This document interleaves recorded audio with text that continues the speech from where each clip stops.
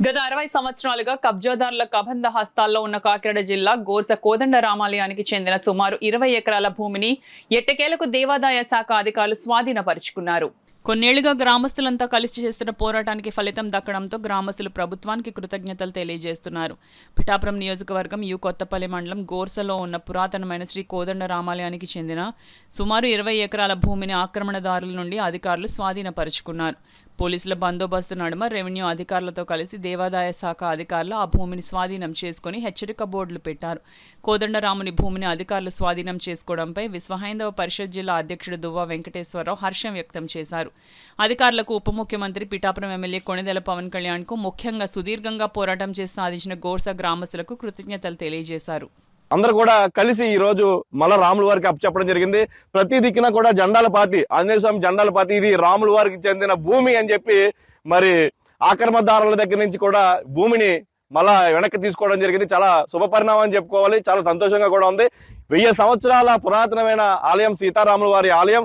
దాన్ని 60 సంవత్సరాల క్రితం ఎవరైతే ఆక్రమణదారులు ఆక్రమించారో వాళ్ళ చెర నుంచి నేటికి విముక్తి కలిగిందని చెప్పి తెలియజేస్తున్నాం.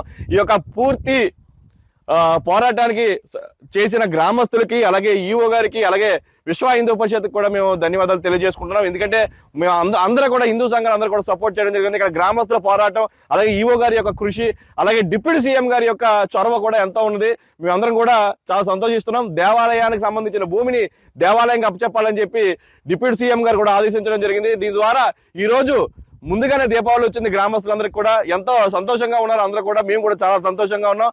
రామాలయం యొక్క భూమి 20 ఎకరాల భూమి మీరు చూసుకున్నట్లయితే కనుచూపు మేరంతా కూడా రాముల వారి యొక్క భూమే.